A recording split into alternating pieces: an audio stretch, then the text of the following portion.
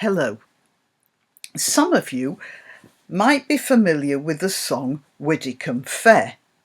It's an English folk song, not that old, probably early 19th or late 18th century, but it tells the sad tale of a group of 7 drunken men who ride a borrowed horse back from Widdicombe Fair. Being not in their right minds, they overtax and mistreat the horse, who drops dead.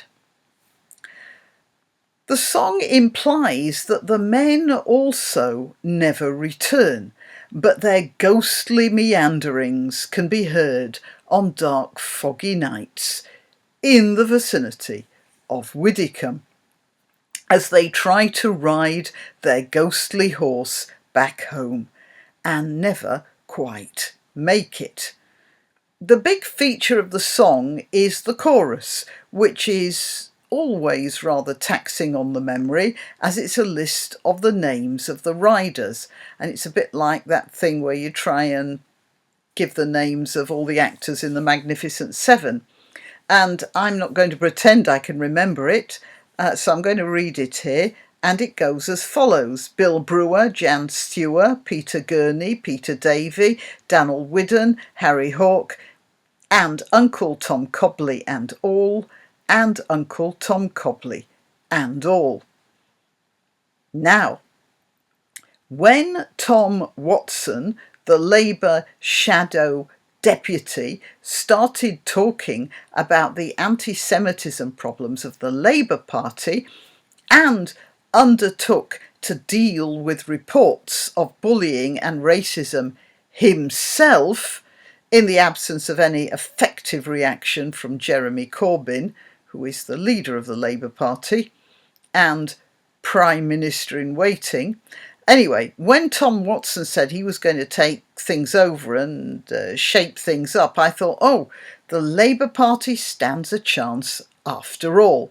And then Watson publishes a letter he wrote to YouTube telling them to ban Tommy Robinson. And I thought, oh, shit. They really don't learn, do they?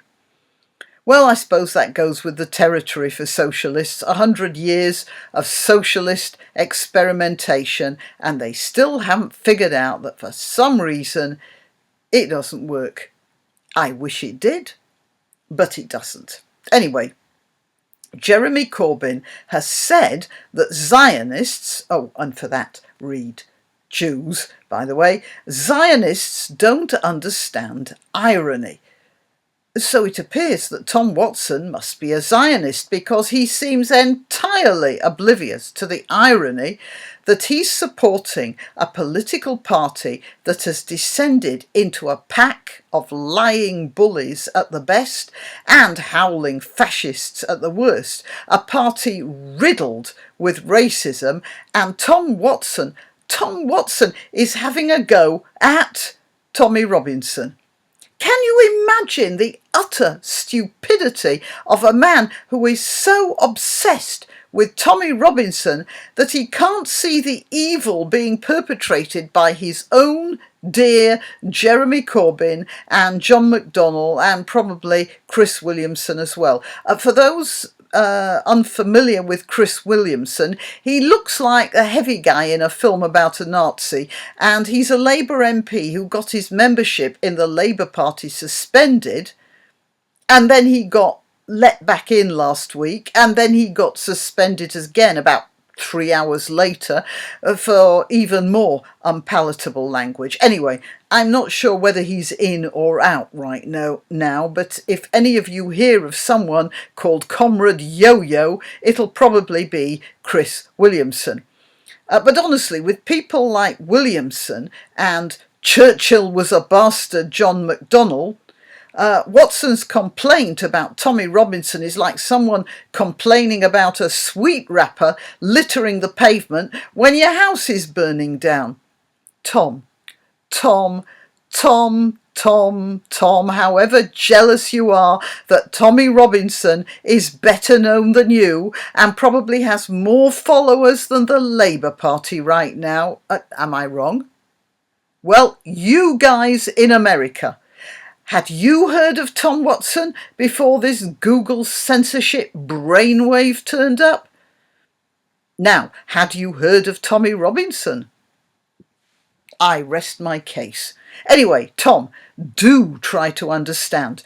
We have here a group of people who call themselves a political party and they are completely out of control, drunk on some mad socialist theories and conspiracy theories and all sorts of hatred for outgroups, and they're all trying to ride the poor old horse of the Labour Party, mistreating what's left of it, and they're finally going to ride it into the ground. Leave Tommy Robinson alone. I'll slightly adapt the last verse. And all the long night be heard skirling and groans from Labour's old mare in her rattling bones, with Chakrabarti, Peter Dowd, Dawn Butler, Tom Watson, Emily Thornberry, John McDonnell, and Jeremy Corbyn and all. Flogging a dead horse, Tom, and themselves as well, doomed to a ghostly twilight in which the Labour Party, as dead as the old grey mare and most of its politicians, fade into the mists, where all we'll hear of them will be the haunting cackles and shrieks of disappearing phantoms. Meanwhile, Theresa May, the vicar's daughter, must be on her knees every night, thanking God for the good luck rewarding her incompetence. Well, that is, of course, until UKIP takes over.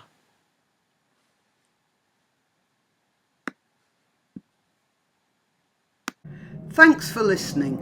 Please like and subscribe, and if you wish to donate, click the subscribe star link where you can make a one-off payment or set up a regular contribution, or I have a PayPal account at grannyopteryx@gmail.com. Till next time.